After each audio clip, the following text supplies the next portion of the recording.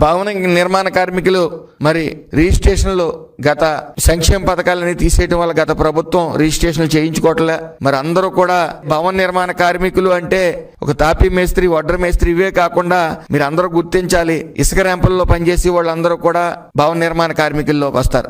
ఆ ట్రాన్స్పోర్ట్ చేసే వాళ్ళు కూడా, ఇసుక ట్రాన్స్పోర్ట్ చేసి డ్రైవర్స్ అందరూ కూడా భవన నిర్మాణ కార్మికుల్లోకి వస్తారు. అలాగే డ్రైన్లు బాగు చేసే వాళ్ళందరూ కూడా భవన నిర్మాణ కార్మికుల్లోకి వస్తారు.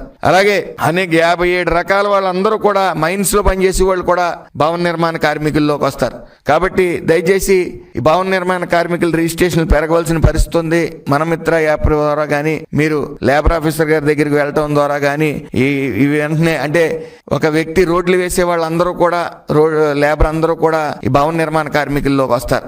అతి త్వరలో వాళ్ళందరికీ కూడా సోషల్ సెక్యూరిటీ ఇస్తా ఉన్నాం. అలాగే దయచేసి అందరూ కూడా చిరు వ్యాపారులు ఎవరైతే ఉన్నారో, ఇంట్లో పనిచేసే వాళ్ళు ఎవరైతే ఉన్నారో వాళ్ళందరూ కూడా ఈ శ్రమ్ పోర్టల్లో నమోదు చేసుకోవాల్సిన పరిస్థితి ఉంది. కేవలం మీ ఆధార్ కార్డు పట్టుకుని ఒక లేబర్ ఆఫీసర్ గారి దగ్గరికి వెళ్తే వెంటనే మిమ్మల్ని అందులో రిజిస్టర్ చేయబడతారు ఈ శ్రమ్ పోర్టల్లో. దానివల్ల మీరు ప్రమాదవశాత్తు ఎవరైనా మరణిస్తే వాళ్ళకి 2 లక్షలు, అలాగే సహజ మరణానికి ₹1,00,000 కూడా ఈ కేంద్ర ప్రభుత్వం ఇస్తా ఉంది. కాబట్టి ఎవరైతే అనాథరైజ్డ్ వర్కర్స్ ఉన్నారో వాళ్ళకి ఇంకా సరిగ్గా నమోదుకి చేసుకోవట్లేదు. 88 లక్షలు మాత్రమే నమోదు చేసుకున్నారు. ఇంకా 1,50,00,000 వరకు మనకి సెంట్రల్ గవర్నమెంట్ టార్గెట్ ఇచ్చింది. కాబట్టి ఈ నమోదు ప్రక్రియ అందరూ చేసుకోవాల్సిందిగా కోరుతా ఉన్నాను.